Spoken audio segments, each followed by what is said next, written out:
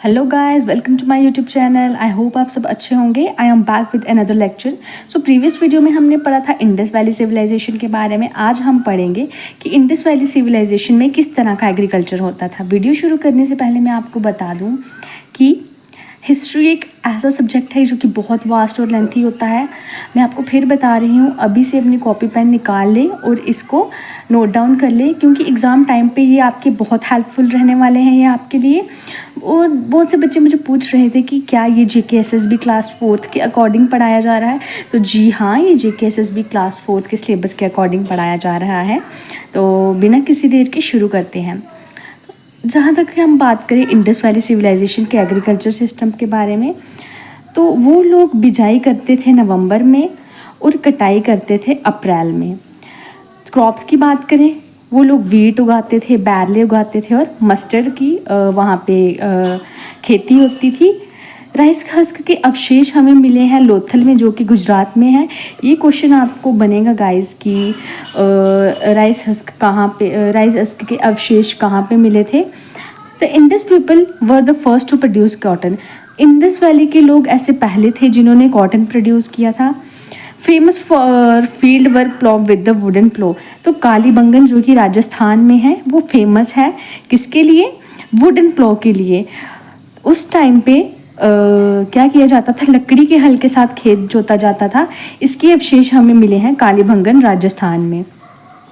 Produce sufficient to feed themselves, food grains were stored in granaries. तो इन लोगों को ये भी पता था कि खाना कैसे स्टोर करना था, और ये इतना अनाज उगा लेते थे कि ये खुद को फीड कर सकें। Domesticated animals on large scale, cats and dogs.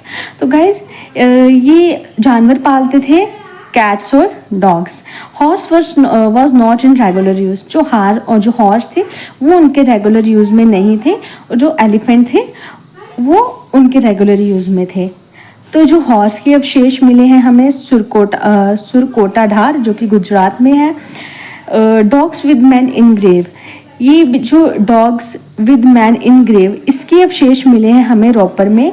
क्या मिला है कि जो कब्रें हैं किसकी, इंसान के साथ डॉग को भी दफनाया गया है। इस वजह से हमें पता चलता है कि डॉग्स भी उस टाइम पे थे।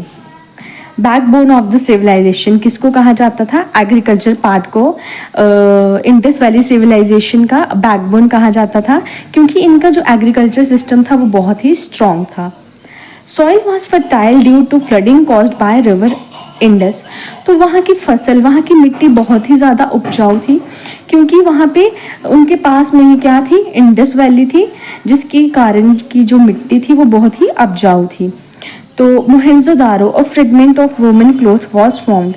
तो क्या जो मोहेंजोदारो में क्या हुआ, क्या होता है कि वुवन क्लॉथ का भी हमें अवशेष मिलता है। ठीक है, कि इनको जो कपड़े की बुनाई के बारे में भी नॉलेज थी। शुगर केन उनको नहीं पता था। और डोलावीरा गुजरात में डैम्स और इरिगेशन देखने को मिले हैं।